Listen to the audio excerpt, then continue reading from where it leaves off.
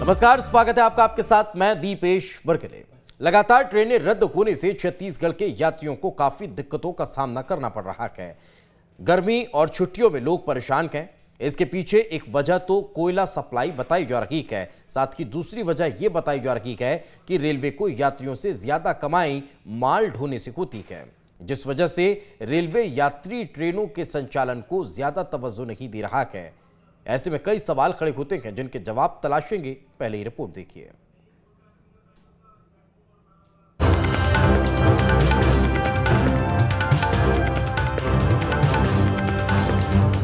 छत्तीसगढ़ में ट्रेनों के कैंसिल होने से यात्रियों को भारी परेशानी का सामना करना पड़ रहा है।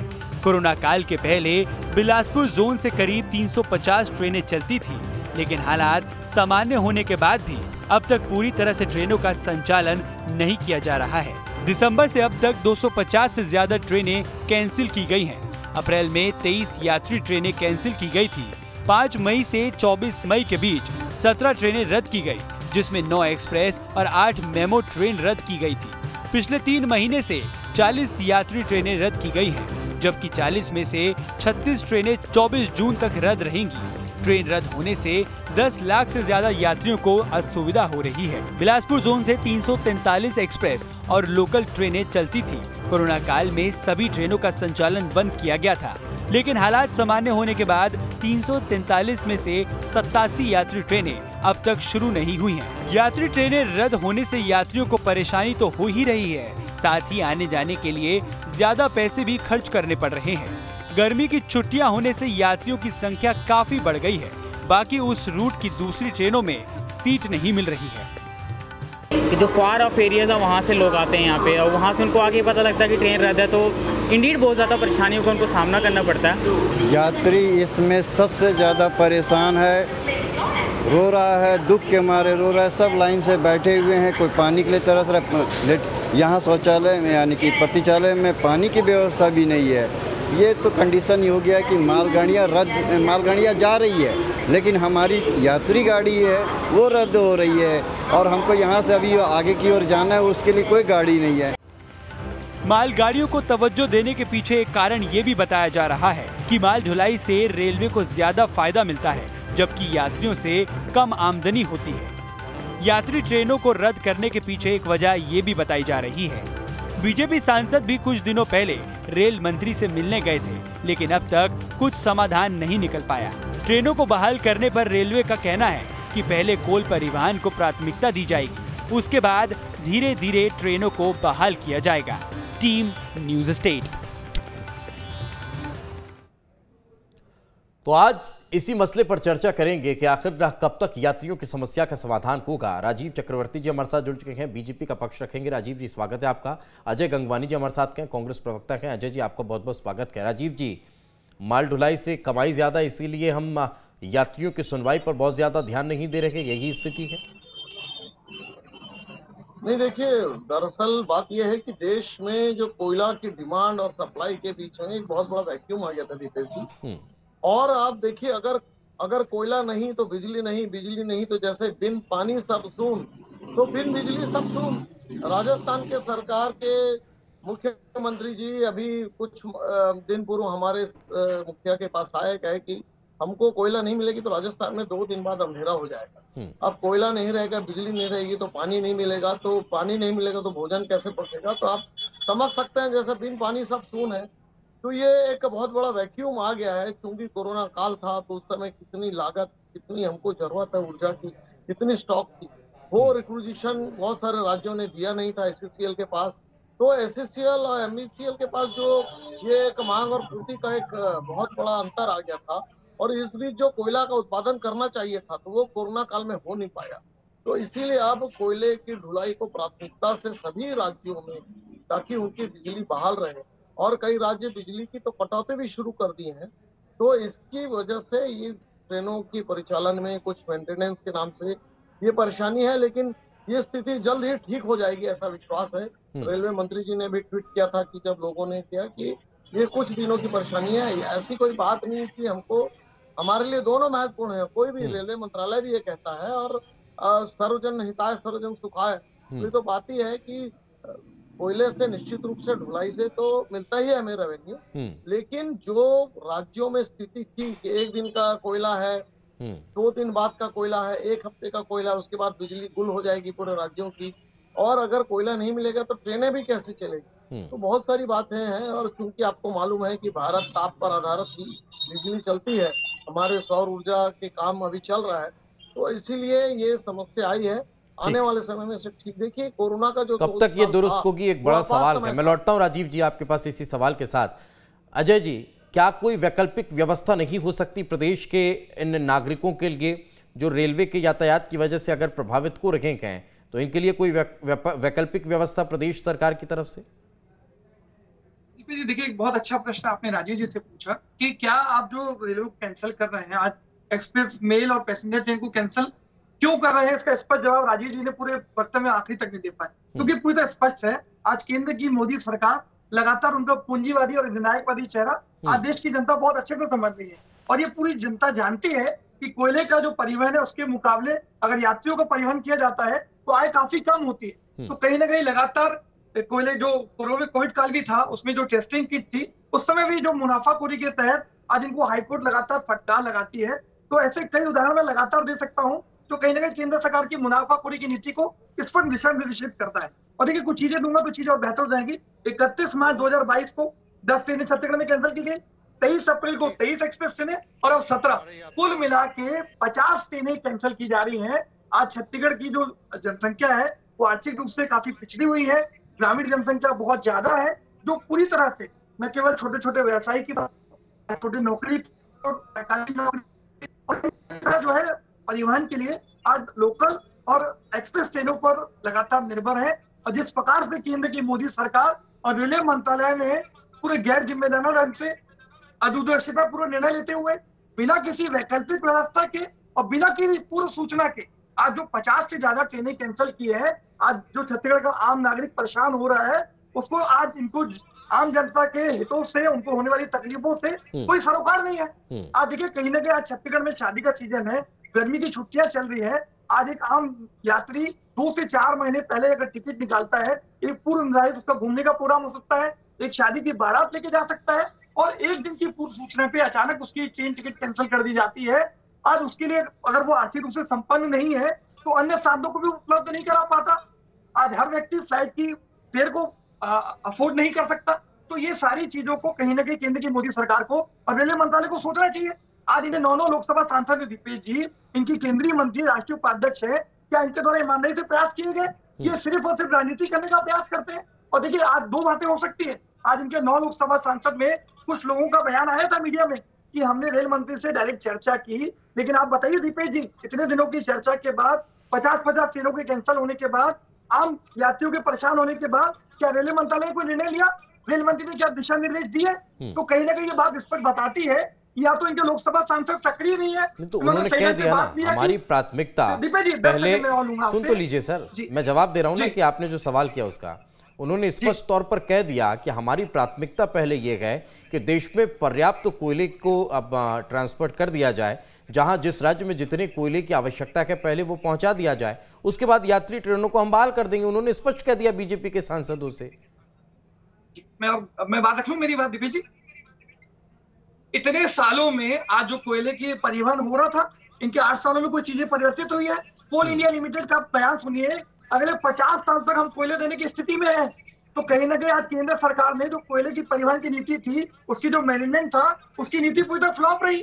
आज लगातार 55 से कम रह के, नहीं तो 8 साल से अगर भारतीय जनता पार्टी की सरकार है, आप ही कह रहे हैं, तो पिछले 7 सालों में मेरी बात सुनिए ना सर। देखिए, अब आप अगर लंबा बोलते रहेंगे, आपने सुन लीजिए ना, आप सुन लीजिए। आपने जिस सवाल का जवाब, मैंने सवाल पूछा, आपने उस सवाल का जवाब नहीं दिया। अब आप लंबा अगर बोलते रहेंगे तो मैं फिर बीच में तो इंटरप्ट करके सवाल लूंगा ना। मेरे पास 2 और गेस्ट हैं। मेरा सवाल ये था सीधा सा, मेरा सीधा सा सवाल ये था, मेरी बात को कंप्लीट आप लगाइए ना सर। मुझे भारतीय जनता पार्टी से कोई लेना देना नहीं, ना तनख्वाह भारतीय जनता पार्टी देती है, ना आपकी पार्टी देती है। मुझे तनख्वाह मेरी संस्था देती है सवाल पूछने के लिए। मेरा सवाल ये था, आपने कहा था ना कि राजीव जी ने आपके सवाल का जवाब, मेरे सवाल का जवाब नहीं दिया। तो मेरे सवाल का जवाब आपने भी नहीं दिया और आप तो सवाल भी भूल गए। मेरा सवाल ये था कि क्या कोई वैकल्पिक व्यवस्था प्रादेशिक स्तर पर आपने की, आप उसको इग्नोर कर दीजिए, लेकिन मेरा एक दूसरा सवाल ये है, आपने ये कहा कि 8 सालों से देश में भारतीय जनता पार्टी की सरकार है, पिछले 7 सालों में अगर कभी इस तरह की परिस्थितियां निर्मित हुई हो कोयले के संकट को लेकर, तो एक उदाहरण दे दीजिए। इसी साल क्यों हुई, इसके बारे में भी बता दीजिए। देखिए, मैं वही कहना चाहूंगा, हमारी 10 साल यूपी की सरकार थी, आज तक कभी ट्रेनें कैंसिल की गई क्या? कोयले परिवहन के मैनेजमेंट में कभी दिक्कत आई क्या? कभी कोयले जितनी आज जो सीमित चल रही है, 67% जो आज भी जो कोयले की सप्लाई है वो शॉर्टेज चल रही है। आज रोज 55 रैक कम दे पा रहे हैं। तो ये 10 साल की यूपीए सरकार से भी 8 साल की तुलना कर लें और ये सिर्फ पर दिखता है।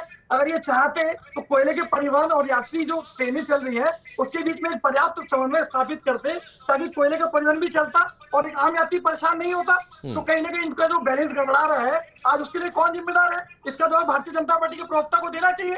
और देखिए, कहीं ना कहीं आज पूरा देश जानता है कि कोयले का सबसे बड़ा खिलाड़ी कौन है। आज किसको फायदा पहुंचाने के लिए कोयले के परिवहन को प्रभावित किया जा रहा है। और देखिए, कहीं कुछ राज्यों में कहीं ना कहीं जो इम्पोर्ट किया जा रहा है बाहर से कोयला, तो 30 से 40% ज्यादा कीमत पर उसको कहीं ना कहीं हमारे जो कोयले का प्रोडक्शन आज देश में हो रहा है उनसे मिलाने के लिए बात भी किया जा रहा है।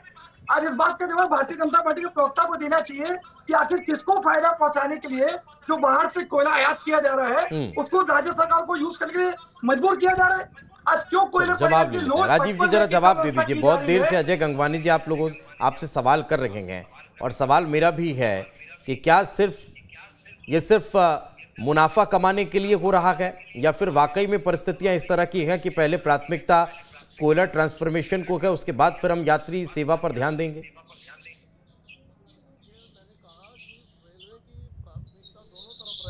एक हाथ से गुड्स की सामानों की ढुलाई और दूसरी तरफ यात्रियों की सुविधा।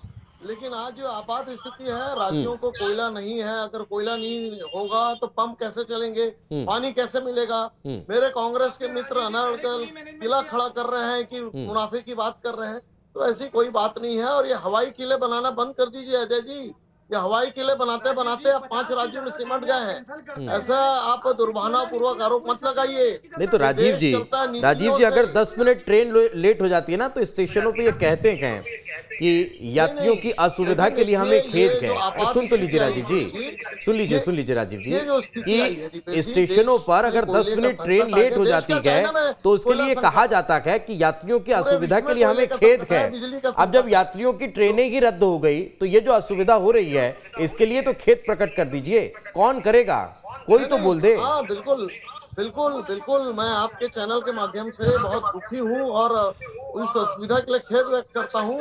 लेकिन ये कष्ट हमको इसलिए सहना पड़ेगा क्योंकि हमको बिजली देनी पड़ेगी, नन्हे बच्चों तक पंखा चलवाना पड़ेगा, कूलर एसी चलवाना पड़ेगा।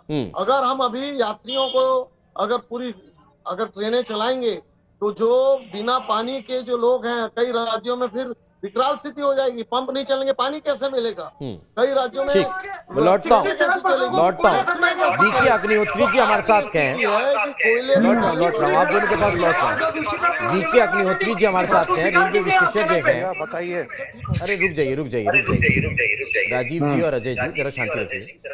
अग्निहोत्री जी, एक बड़ा सवाल ये कि जो परिस्थितियां अभी आप देख रहे हैं उसमें यह अगर कहा जा रहा है कि पहली प्राथमिकता कोयला पहुंचाने को लेकर है, यात्रियों की सुविधा पर हम बाद में विशेष रूप से ध्यान देंगे, उन्हें जो तकलीफ हो रही है वो सब समझ भी रहे हैं, कैसे देखते हैं? क्या इसको बैलेंस करने पर कहीं ध्यान होना चाहिए था?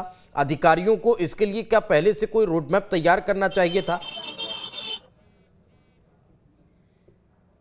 और उसमें पहुंचाना है? उसकी रिक्वायरमेंट तो पता रहती है, लेकिन अगर कोयला का प्रोडक्शन नहीं है या कोयला की ट्रांसपोर्टेशन नहीं हो पा रही है, तो ट्रांसपोर्टेशन का ऐसा चक्कर है कि जो रेलवे की पैसेंजर ट्रेन है ये पहले चार्ट कर दी जाती हैं रूट के ऊपर, और फिर जो टाइम बचता है उसमें गुड्स ट्रेन चलती हैं, और गुड्स ट्रेन चलने में काफी समय लगता है, ज्यादा समय लगता है। पैसेंजर ट्रेन ज्यादा स्पीड से चलती हैं और गुड्स ट्रेन कम स्पीड से चलती हैं। तो कितनी गुड्स ट्रेन चल सकती हैं ये एक लिमिटेड चीज होती है।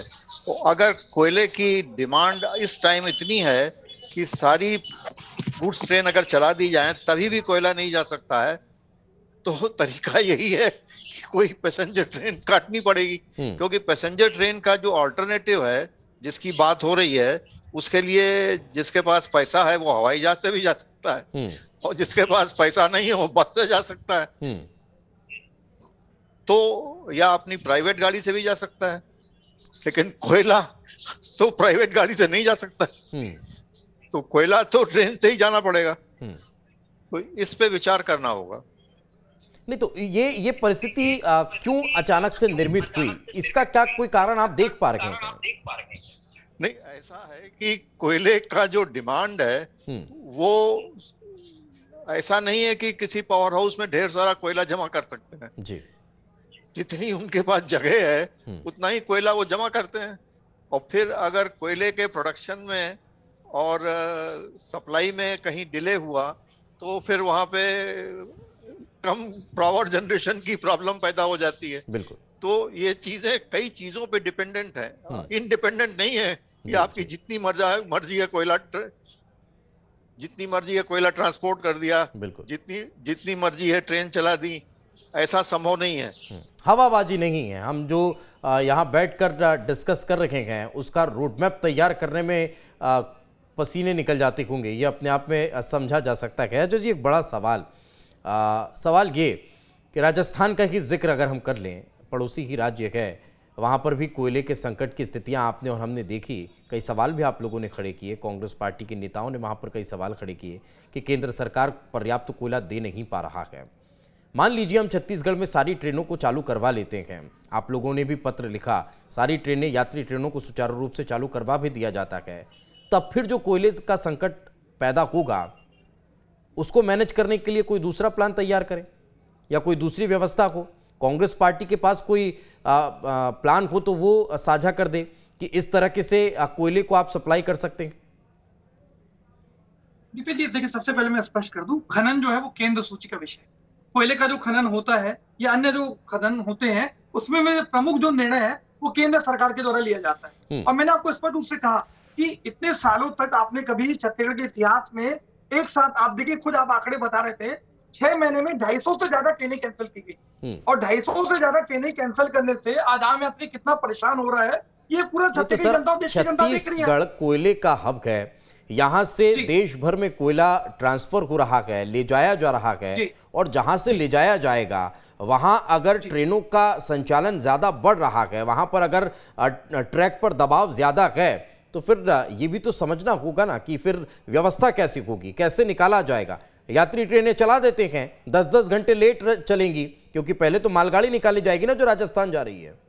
दीपेश जी, मैं आप कंप्लीट कर लीजिए, मैं फिर जवाब देता हूँ। हो गया आप कुछ दीपेश जी, मेरा देखिए, आप जो कह रहे हैं मैं उससे सहमत नहीं, परंतु देखिए जो स्थितियां निर्मित हो रही है, आज मैंने स्पष्ट रूप से कहा कि जो कोयले के परिवहन का एक सही टाइम टेबल, एक फुल प्रूफ प्लान, एक ब्लूप्रिंट जो बनाया जाना चाहिए था केंद्र सरकार के द्वारा, जो एक समय में, देखिए ये जो परंपरा है आज से नहीं है, 8 साल से नहीं है, सालों से ये परंपरा है कि जो यात्री ट्रेनें हैं और कोयले की जो परिवहन ट्रेनें, मालगाड़ियां, जैसे हमारे वो भी बता रहे थे रेलवे विशेषज्ञ भी, दोनों के बीच एक पर्याप्त समन्वय स्थापित किया जाता है, एक टाइम टेबल बनाया जाता है। आज तक इतने सालों में क्यों कैंसिल करने की जरूरत नहीं पड़ी? तो मैं यही तो पूछना चाह रहा हूं ना अजय जी, मैं यही आपसे समझना चाह रहा हूं कि ये कौन कर रहा है। ये कर तो अधिकारी ही रहे होंगे ना। 2014 के पहले जो अधिकारी यूपीए सरकार में काम कर रहे थे वही आज भी कर रहे होंगे, वही रोड मैप वो भी बना रहे होंगे। ये मोदी जी और अमित शाह बैठकर तो नहीं बना रखे हैं, या फिर आपके शासनकाल में जो मंत्री हुआ करते थे वो नहीं बना रखे थे। सवाल यही तो है ना कि जो रोड मैप बना रखे हैं वो अधिकारी ही बना रखे हैं। अगर उसके बाद भी आपके पास कोई प्लान है तो वो साझा करना चाहिए कि इस तरीके से ट्रेनों को चलाएंगे, इस तरीके से अगर संचालन करेंगे तो शायद यात्री ट्रेनें भी चलती रहेंगी और कोयला भी ट्रांसफर होता रहेगा। दीपेश जी, मेरा निवेदन है, मुझे थोड़ा समय देंगे, मैं बात कंप्लीट करूंगा अपनी। देखिए आपने जो कह रहे हैं ना, हमारी कांग्रेस पार्टी का तो सीधा सीधा आरोप है, क्योंकि इसमें अधिकारी शामिल नहीं है। मैंने स्पष्ट रूप से कहा, आज पूरे देश में कोयले का सबसे बड़ा खिलाड़ी कौन है, ये भारतीय जनता पार्टी के प्रवक्ता बहुत अच्छे से समझ रहे हैं। किसको फायदा पहुंचाने के लिए कोयले के परिवहन की नीति को डिस्टर्ब किया जा रहा है। आज बाहर से जो कोयला आयातित करके महंगे दामों में बेचकर मुनाफाखोरी करने का जो केंद्र सरकार प्रयास कर रही है, वही सबसे प्रमुख कारण है दीपेश जी आपके प्रश्न का जवाब, क्योंकि वो चाहती ही नहीं कि सही ढंग से परिवहन हो। जब लोगों में वहां पे कोयले की सप्लाई नहीं होगी अब ये दो तरफा बात हो गई ना अजय जी। एक तरफ आप कह रहे हैं, नहीं सुन लीजिए, दो तरफ, अब फिर आप बोलते रहेंगे तो सवाल तो करूंगा ना सर, क्रॉस क्वेश्चन। बोलिए। ये दो तरफा बात हो गई। एक तरफ आप कह रहे हैं कि विदेश से कोयला केंद्र सरकार मंगा नहीं रही है, प्रदेश के कोयला खदानों से और ट्रांसफर किया जा रहा है, राज्य सरकारों को महंगे दामों पर कोयला खरीदने के लिए बाध्य किया जा रहा है, और हमारी खदानों से कोयला दूसरे राज्यों को ट्रांसफर किया जा रहा है। ये विरोधाभास है ना, ये कुछ समझ से परे है। अगर सुन लीजिए, मोल्ड नहीं कर रहा हूं भाई साहब, सवाल आप ही के जवाब से निकलकर सामने आ रखेंगे। अगर विदेश से कोयला आता और वो ट्रांसफर करना होता तो छत्तीसगढ़ की ट्रेनें क्यों कैंसिल करनी होती? छत्तीसगढ़ से कोयला दूसरे राज्यों को ट्रांसफर करना है, यही तो कारण है छत्तीसगढ़ की ट्रेनों को कैंसिल करने का। आपने कंप्लीट कर लिया दीपक जी, जवाब दूं मैं? आपने कंप्लीट कर लिया अपनी बात? नहीं बोलिए ना, मैं तो सवाल कर रहा हूं सर, मैं तो क्रॉस क्वेश्चन करता हूं। मेरी बात समझ लीजिएगा, आजाद जी समझ लीजिए, एसीसीएल, एनईपीसीएल और सारी कोयला की संस्थाएं नैतिक साहस नहीं, आप ही पूरा बोलेंगे, हम देखते रहेंगे, ऐसा नहीं। ठीक है, रुकिए। वीके अग्निहोत्री जी, मेरे इस जिज्ञासा को जरा शांत करिए। मैं लौट रहा हूं आपके पास, अरे लौट रहा हूं। अग्निहोत्री जी, सवाल ये कि अगर विदेश से कोयला मंगाया जाता और उसे हम दूसरे राज्यों में ट्रांसफर करते तो क्या छत्तीसगढ़ की ट्रेनों को रद्द करना होता, रद्द किया जाता? और अगर छत्तीसगढ़ से कोयला दूसरे राज्यों में ट्रांसफर किया जाए, अजय जी ये सुन लीजिए, आप किसी दूसरे चैनल में इस तरह की नहीं दूसरे चैनल में करिएगा, मैं जिससे सवाल कर रहा हूं जवाब वही देगा। नहीं ठीक है ना, मैंने आपसे पहले सवाल किया, अब मुझे अग्निहोत्री जी से इसी सवाल को समझना है, आप जवाब दीजिएगा ना सर। आप इस डिबेट की रिकॉर्डिंग उठा करके देखिएगा, सबसे ज्यादा वक्त आपको दिया है मैंने, सबसे ज्यादा वक्त आपको दिया है। आप मैं अगर किसी से सवाल करूंगा और आप बोलते रहेंगे, ये नहीं चलेगा सर। अग्निहोत्री जी जरा इस चीज को समझाइए। जी बोलिए अग्निहोत्री जी। अजय जी का आवाज डाउन कर दीजिए। पोर्ट पे आएगा, या तो मुंबई में आएगा, या चेन्नई में आएगा, या कोलकाता में आएगा जी, तो वो ट्रेनों के रूट चेंज हो जाएंगे जी।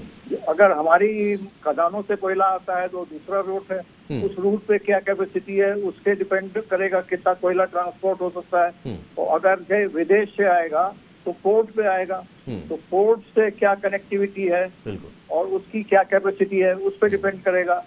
तो ये पैसे का खेल नहीं है, ये कैपेसिटी जो है किसी ट्रैक की वो कैलकुलेट की जाती है, लाइनें खींच के कि पैसेंजर ट्रेनें पहले सब खींच ली जाती हैं, उसके बाद देखा जाता है किसी जगह पर बची टाइम है, चलिए, और उस टाइम में जितनी कुछ ट्रेन चल सकती है वो चलाई जाती है। बिल्कुल, ये अपने आप में महत्वपूर्ण है। राजीव जी मैं आ रहा हूँ, आपसे जवाब लूंगा।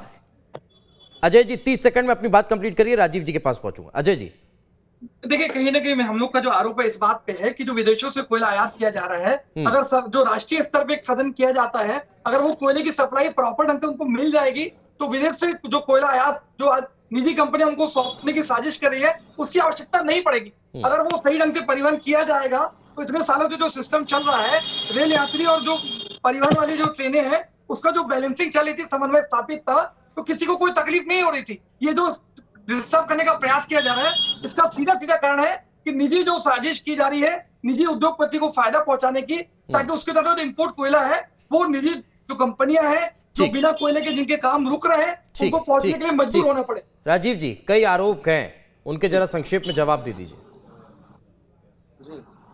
जी देखिए, मैं अजय जी की बात को सुन नहीं पाया, लेकिन मैं ये बता रहा हूँ कि जिस प्रकार से देश में, जैसे अग्निहोत्री साहब ने भी कहा कि कोई प्रॉफिट की बात नहीं होती है, साइमल्टेनियसली वो तो कह रहे हैं कि आप बड़े बड़े उद्योगपतियों को फायदा पहुंचाने के लिए इसको प्रभावित कर रहे हैं जी।